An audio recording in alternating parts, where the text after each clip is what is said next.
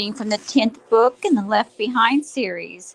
The name of this book is The Remnant, on the Brink of Armageddon. Today I'm reading chapter 5.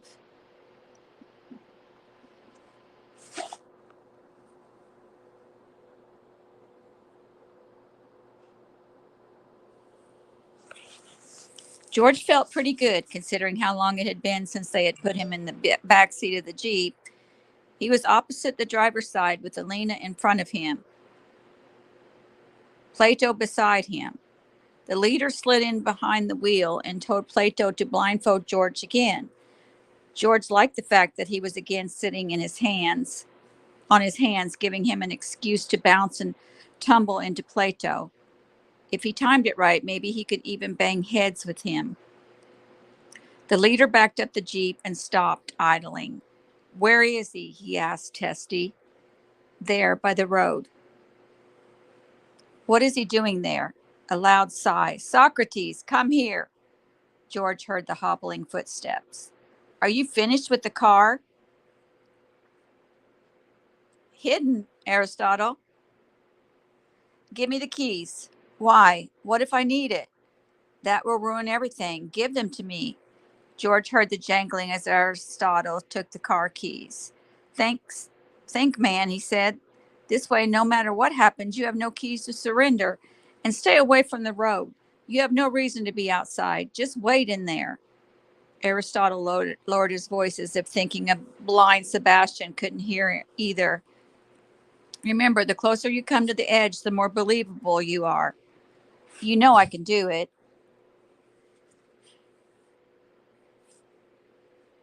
"You know I do. You can still produce tears at will. Take it right to the brink. It has to look like you tried everything before you crumbled. Now, I am sorry you are hurt, but this is just as important as what we are doing." Chloe could see why her father so admired Mac. He was earthy and plain, but he was also meticulous. He had spread the pages of the local GC Sebastian file on the dashboard of his borrowed car. In the woods north of Potomac was the other vehicle, the hot wire Jeep, hidden deeper in the underbrush. They studied the record. Chloe leaned in from the passenger's side. Hannah peeked over her shoulders from the back seat. All three were GC issue camouflage, their faces streaked with grease. They were thinking, when they got this gal, that looks like the Stavros girl. "Georgiana," Hannah said. "Right. This one's real name is Elena. Last initial A. The only one whose actual name is given. Guess they don't feel any need to protect her." Then a couple of no-account locals, both of which look like tried to get out of peacekeeping duty but wound up on his vigilante squad.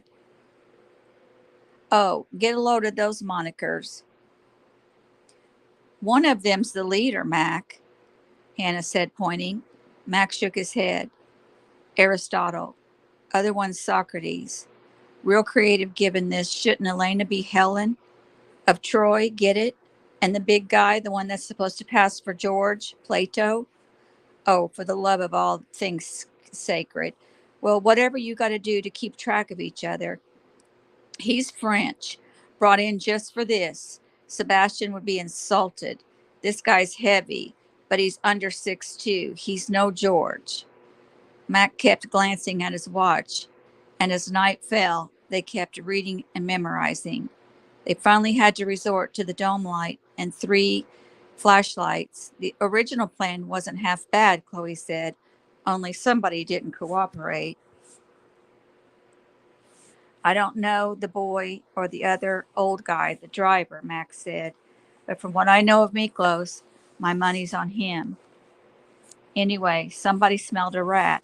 They were supposed to pick up the girl 8 kilometers north of the airport, then have Plato, pretending to be Sebastian, show up just down the road.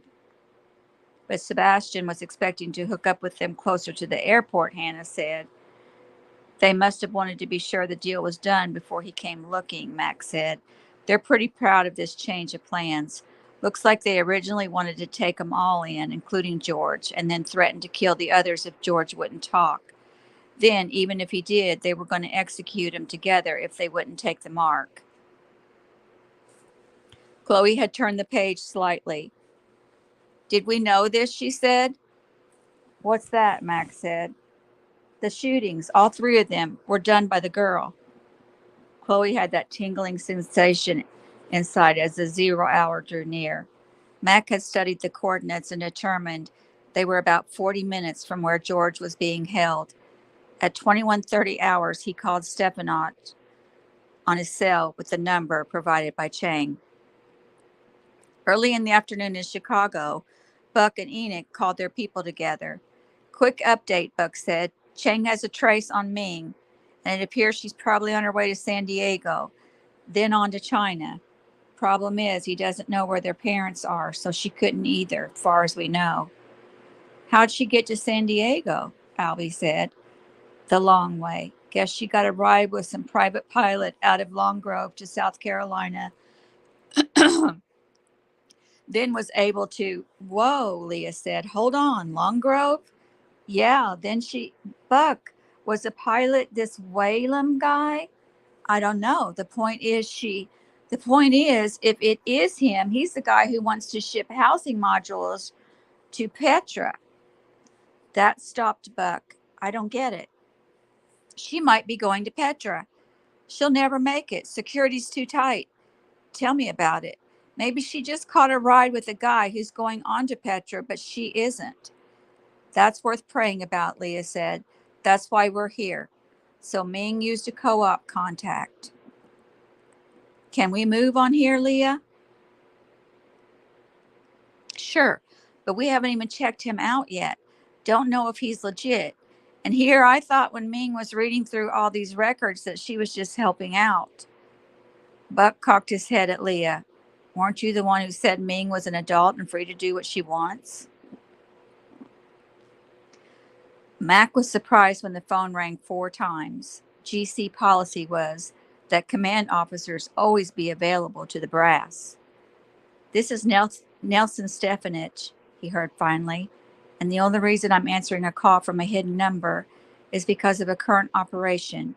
So state your business. Well, Nellie digging a ditch, Stefanich. How in the world are you? Who? Sorry, I missed you today. Howie Johnson here. Yes, sir, Commander. Have we met? No, but I hear such good things about you. I feel like I know you. Know what I mean? Oh, thank you, sir. Appreciate the info you gave my aide today. No problem. We're about ready to roll here, Nels, and I just wanted to give you a heads up so you can let your guy Aristotle know we're on the way. I'm assuming your phone's secure? Of course, Commander. Good, good. Now, I don't want them getting spooked. They should be expecting us and not start shooting the minute they hear us. We want to protect them too, so we won't be driving right to their door. We'll approach on foot, and when we're within range, I'll give out 2 loud whistles. They should respond with 1, and we'll know it's safe to come on ahead. Got it. You whistle twice, they whistle once. And they understand that as soon as I'm on the scene, I am the ranking officer. Oh, yes, sir, absolutely. Pretty creative, the code names, by the way. Thank you. Listen, we keep forgetting to ask about the original target. A G. Stavros, female, escapee from the pen there. What's the dispo on her?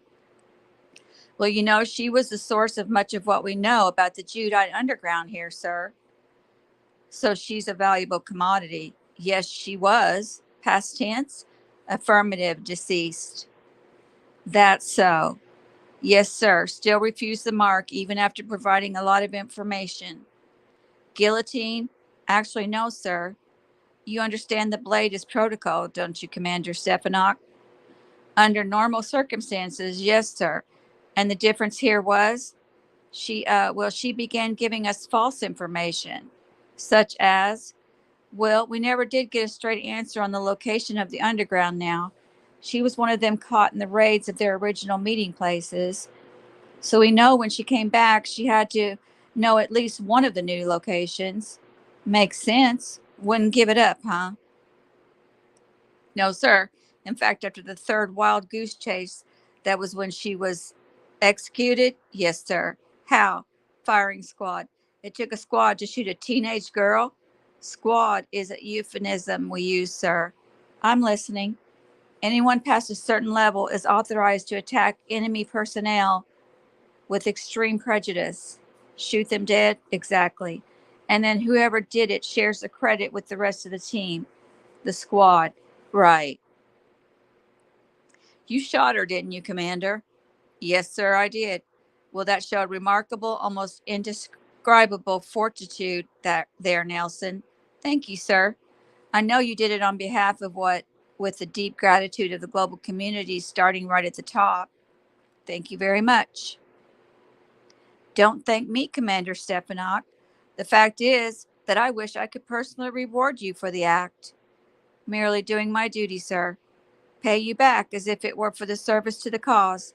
Well, I don't know what to say. That would be just all right, Nellie. Time's a wasting here. You inform the Greek philosophers and their lady friend that we'll drop by to see 'em in a bit. Here? Will do. Sir? I'm here, Max said.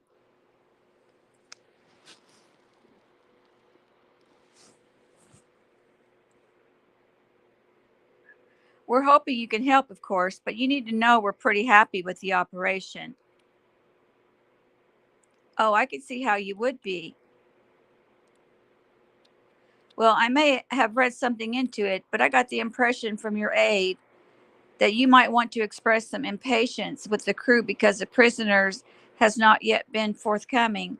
We're planning to honor them for what they've accomplished. I hear you, Commander. I wouldn't worry about that.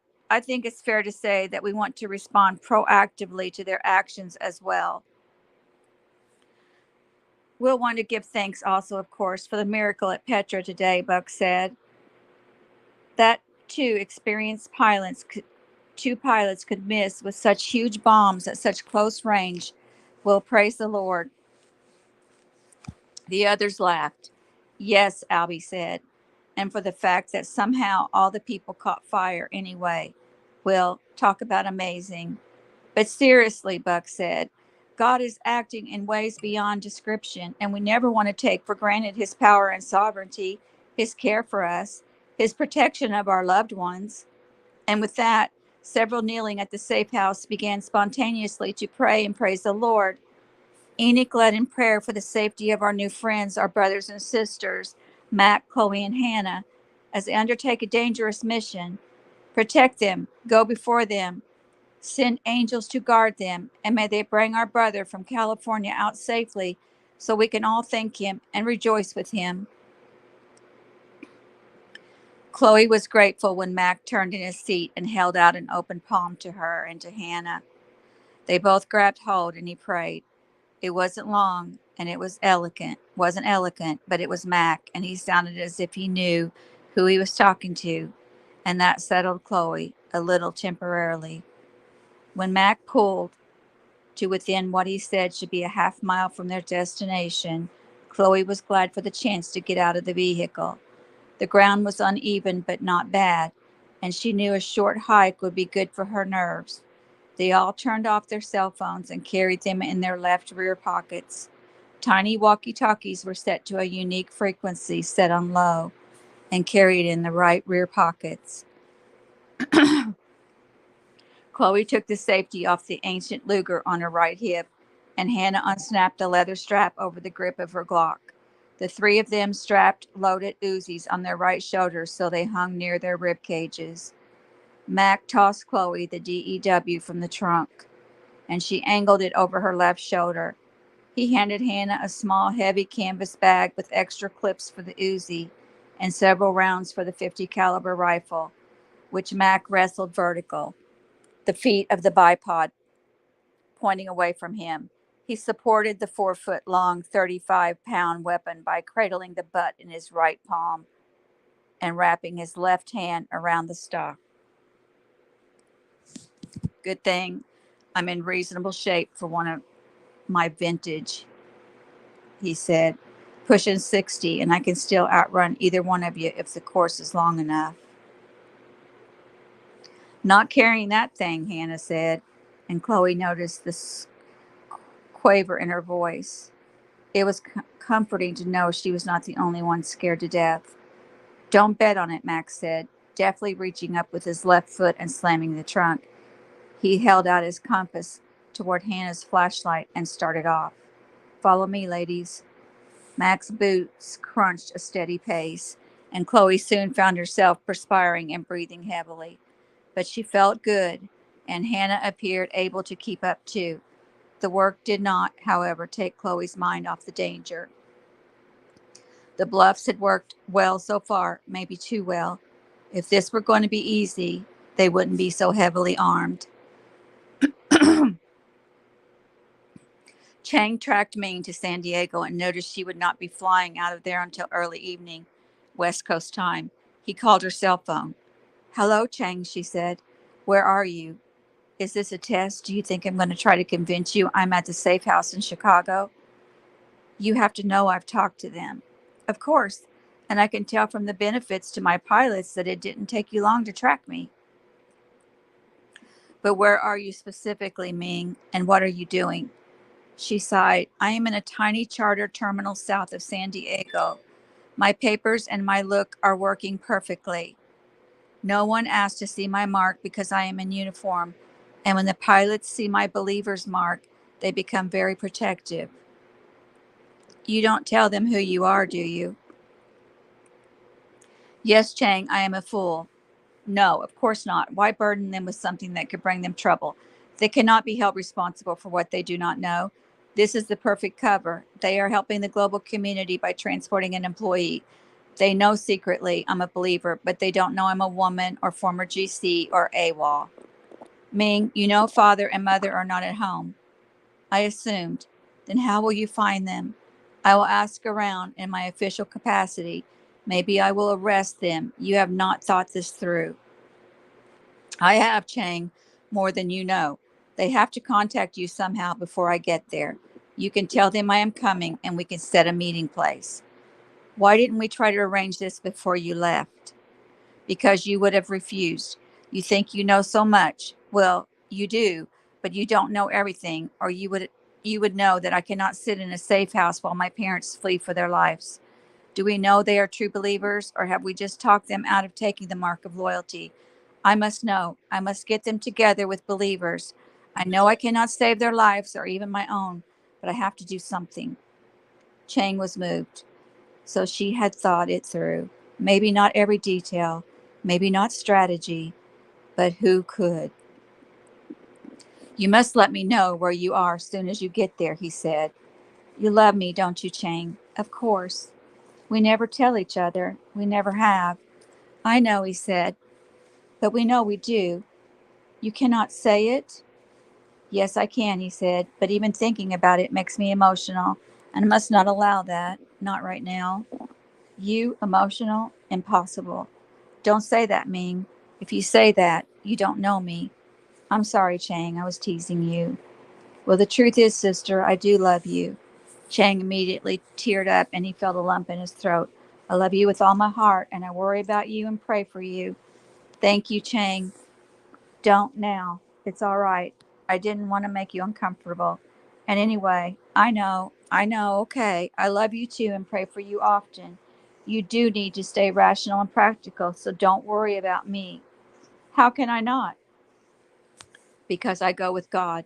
He will protect me. And if He decides my time is up, it won't be that long before I see you again. Don't say that. Come on. Come, Chang. It's all right. You know it's true. There are no guarantees anymore, except we know where we are going. I will call you from China.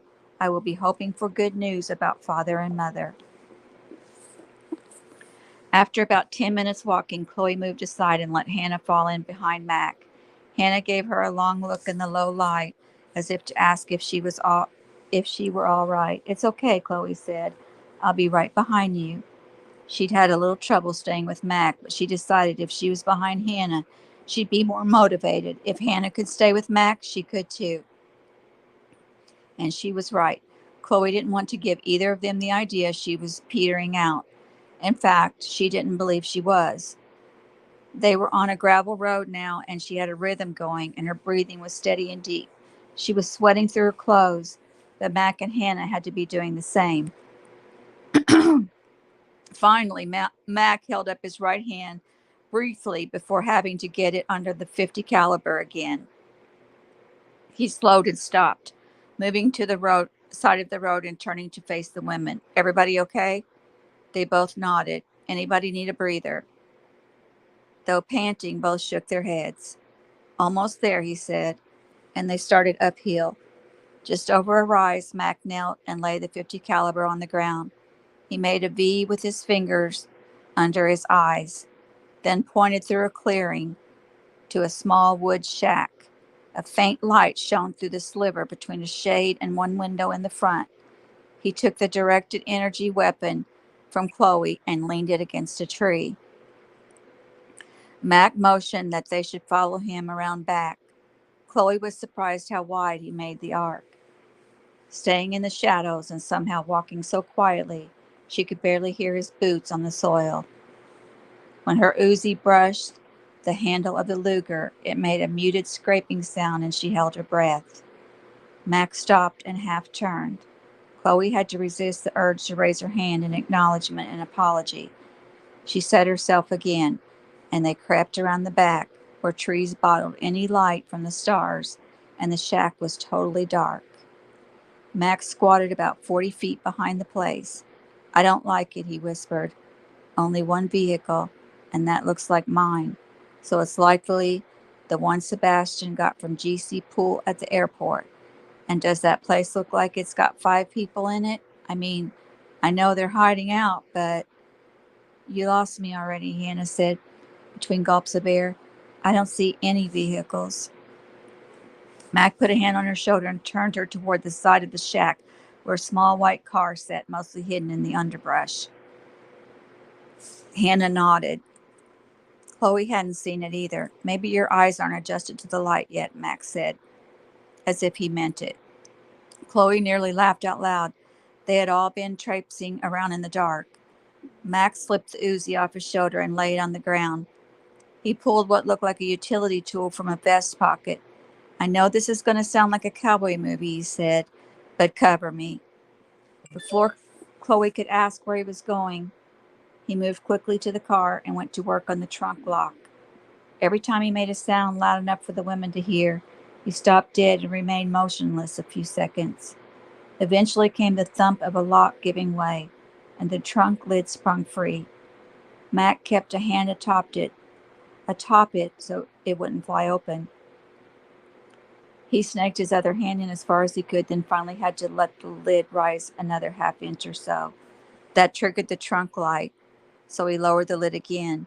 He set the tool on the back bumper, reached in and held the lid down with his left hand, feeling around inside with his right. Once he found what he was looking for, he quickly pulled his hand out, grabbed the tool, reached back in, let the trunk up enough to give himself room to maneuver, and as the light came on, ground the tool into the bulb, breaking it and dousing the light. Now he let the lid open all the way, silently, and felt around the inside the trunk. From where she waited, it looked to Chloe as if the whole top half of his body was inside. Suddenly he stopped and backed out, quietly shutting the trunk and hurrying back. Just as I thought, he said. Check it out. A 12 gauge, Hannah said. Learned to use one when I was a kid. These GIs love their shotguns, Max said. Leaves a DEW and a 50 in the plane, brings us double barrel on the job. And brilliant as this hostage team is supposed to be, they don't even search his car. We're going in, Hannah said. Yeah, but I still don't like it. Half of them take off when they found out we were coming, or what? He clearly wasn't expecting an answer. Mac handed the shotgun to Hannah. Makes a lot of racket when you cock it, so do it when I whistle. He picked up the Uzi and they followed him back, around to the front, and the darkest area they could find, about 20 feet left of the door. Mac nodded to Hannah and whispered, on 3. He counted with his fingers and whistled shrilly twice while Hannah expertly and noisily cocked the shotgun.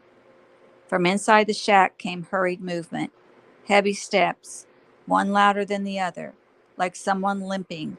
The door squeaked open a couple of inches and someone whistled, or tried to. It was mostly air. Then came the second try. All right, Max shouted, so loud Chloe jumped. You know who it is, so show yourself and let us in. The door opened in and struck the man or his weapon as he tried to get out of the way. Right this way, he said with a heavy accent. Mac marched straight toward the door, and Chloe noticed he had a finger on the Uzi trigger. Senior Commander Howie Johnson coming through the officers Irene and Janai. Stand aside, peacekeeper. The man, clearly favoring one leg, hopped back against the wall, warily eyeing them and nodding a greeting. So which one are you? Max said. Hercules, Constantinople, who? Socrates, sir. Well, sure you are, all right. Where is everybody? Particularly my prisoner. Not here, sir. Mac looked as if he were about to explode. He tilted his head back till his chin pointed at the ceiling. Not here, sir, he mimicked. He brought his eyes down to Socrates. That's all I get? Where are they? They told me to tell you to read the fine print. That took a second to register with Chloe, and from Mac's look with him, too. Mac dramatically moved past Socrates, flattening him against the wall again. He strode to the front door and kicked it shut so hard the window rattled and an echo came back from the trees. Mac turned on the man. The fine print and what? You thought I brought the Sebastian file with me into the woods? I am only telling you what they.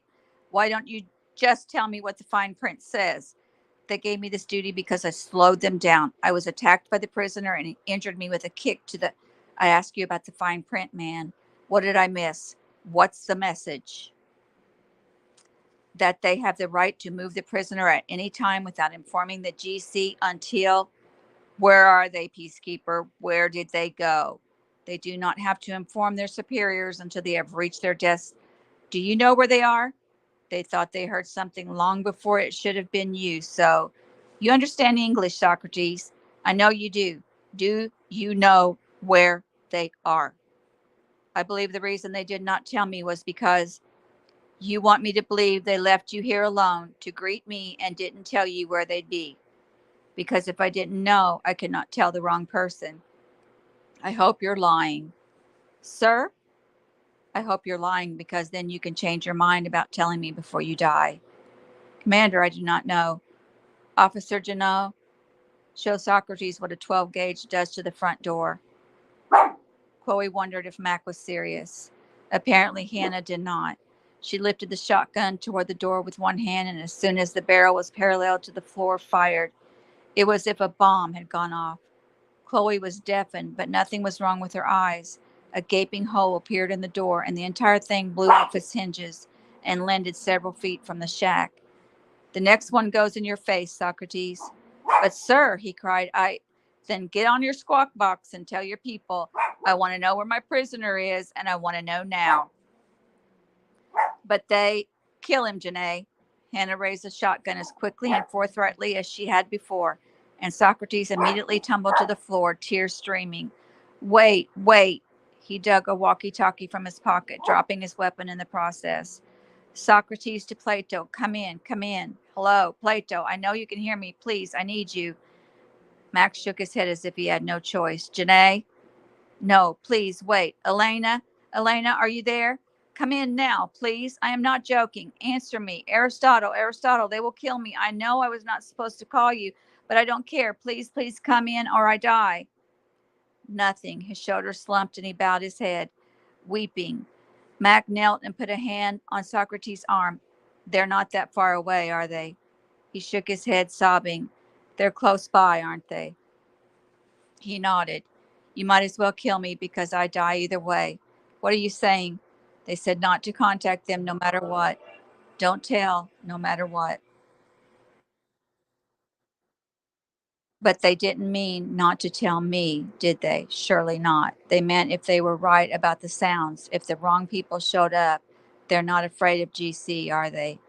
The man shrugged. I don't know. Maybe I do not understand, but I am a dead man. Then what difference does it make if you tell me? Socrates seemed to think about it. He scooted back against the wall and wiped his eyes. He put his walkie-talkie back in his pocket. When he reached for his weapon, Max said, "Just let that lie." Socrates seemed to be trying to catch his breath. "Were they close enough to hear the shot?" Max said. "No, maybe." "How close?" 500 meters east, there is a lean-to garage. Max sat in an ancient stuffed chair. "Then they heard you calling for them." Socrates nodded. "And they left you to die." And that is the end of chapter 5. Next, I'll be reading chapter 6. Thank you for joining me, and have a wonderful day.